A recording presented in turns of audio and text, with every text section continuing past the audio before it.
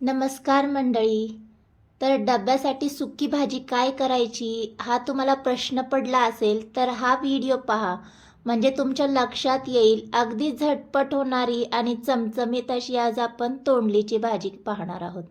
तर या पद्धतीने जेव्हा तुम्ही तोंडली बनवताल तर तोंडली ज्यांना कोणाला आवडत नाही ते देखील अगदी आवडीने खातील, इतकी भन्नाट आणि टेस्टी लागते. तर सगळ्यात अगोदर तोंडली मी स्वच्छ धुवून घेतली आणि असे त्याचे उभे काप करून घेणार आहे. तुम्हाला हवा तर गोल चकत्याही करून घेऊ शकता.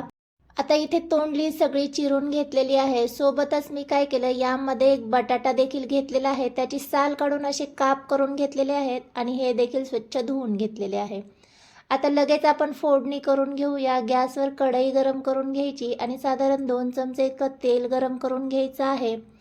आणि कमीत कमी साहित्यामध्ये आपण भाजी करत आहोत, त्यामुळे जिरे आणि मोहरीची फोडणी करून घेतली आणि 4-5 लसणाच्या पाकळ्या बारीक अशा चिरून घेतल्यात, त्या यामध्ये घालून घेतल्या.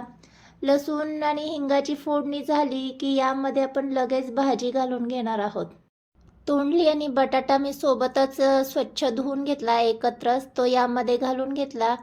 आता यामध्ये आपण चवीनुसार मीठ घालून घेऊया आणि छान मिक्स करून ही भाजी आपण वाफवून घेणार आहोत. तर वाफवत असताना झाकण लावून वाफवणार आहे. कधी कधी काय होतं, सकाळच्या घाई गडबडीत वाटण करायचं राहूनच जातं, तर मग अशा वेळेस या पद्धतीने तुम्ही झटपट भाजी करू शकता.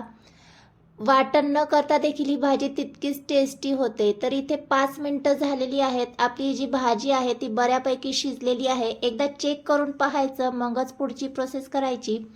मी इथे बटाटा जो आहे तो चेक करून घेतला. थोडीफार तोंडली जी आहे ती आम्ही कच्चीच ठेवतो, त्यामुळे तुम्हाला हवं तर तोंडली तुम्ही पूर्णपणे शिजवून घेऊ शकता. तर इथे बटाटा पूर्ण शिजलेला आहे. आता काय करायचं आहे, यामध्ये मी मसाला घालून घेणार आहे. तर इथे तेलाचा वापर मी कमी केलेला आहे आणि वाफवून घेत आहोत भाजी, त्यामुळे मसाले मी नंतर घालून घेते.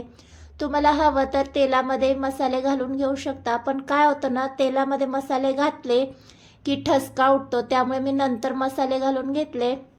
हळद, तिखट आणि गरम मसाला घालून घेतला आवडीनुसार.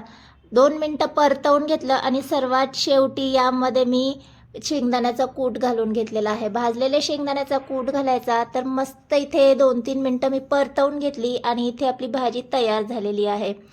गॅस बंद करून वरून भरपूर अशी कोथिंबीर घालून ही भाजी सर्व करून घेऊ शकतो. तर आजची इथे तोंडलीची भाजीची रेसिपी तुम्हाला कशी वाटली? व्हिडिओ आवडला असेल तर व्हिडिओला लाईक करा. चॅनलवर नवीन असाल तर चॅनलला मात्र नक्की सबस्क्राईब केल्याशिवाय जाऊ नका. भेटूया नेक्स्ट व्हिडिओमध्ये. तोपर्यंत बाय.